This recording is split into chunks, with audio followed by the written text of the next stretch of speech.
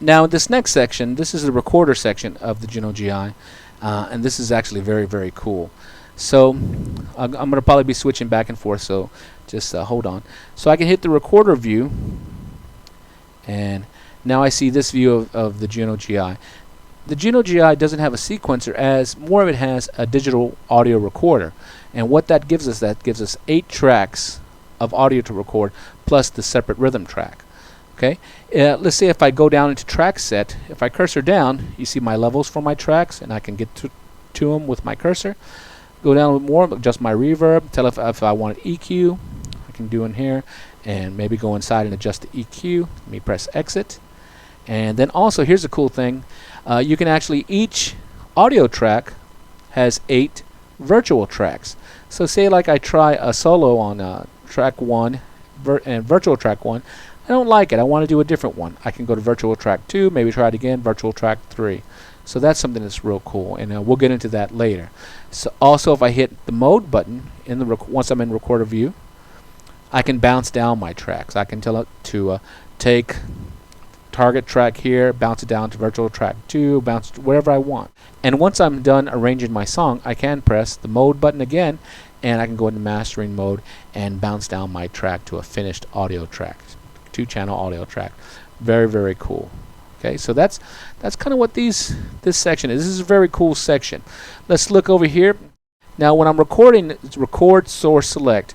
I can record from the keyboard, so I can use my keyboard sounds or audio input. Check this out. Press audio input, and I get all these selections here. So this keyboard has a combi jack on the back that has XLR and 1/4 inch.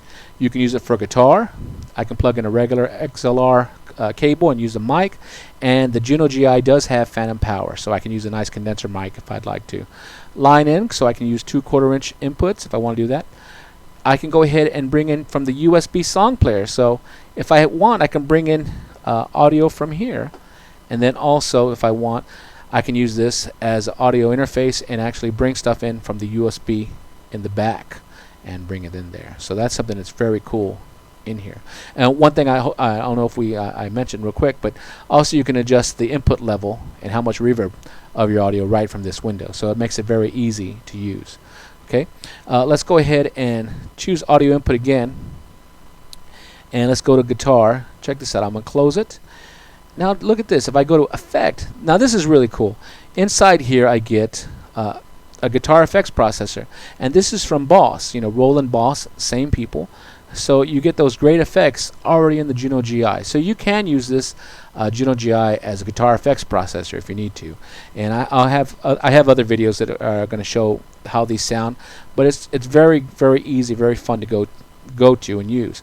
So check it out. We have all these things here like amp, EQ, noise suppressor, FX, delay, chorus, reverb.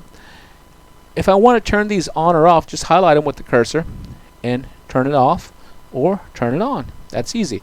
If I want to go inside and edit, and I can choose what type of amp. It makes it very easy to go inside and get it going. So exit, and different effects.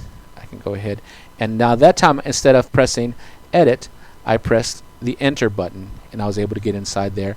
And look at that, I'm able to change what type of FX pedal. So that's just something that's really cool. So this is a really cool way to get some of those Boss effects inside your recording, especially in a keyboard, so we can use it live. Alright, so that's something that's really hip in here. Also, if I'm recording rhythm tracks, I can actually just press the rhythm button, and I can arrange a pattern in here. If you check out the video I have on creating a song, I show how to do this, and this is something that's really neat too. So very, very cool machine. Now if we go over here just a little bit to the right here, you see here's my record button, my play, and my stop. So my transport buttons. So very easy to do. And then also here's my track mixer right on top, and then press what tracks I'm recording. Okay, and of course the master. Okay, so the recorder is actually very easy to use, and it's very, very strong, very cool. So let's check out the last section of the keyboard on the top panel, and this is the sound modify section. So I can go ahead and use this reverb. I can adjust my EQ very quickly from here, and then also my cutoff and resonance.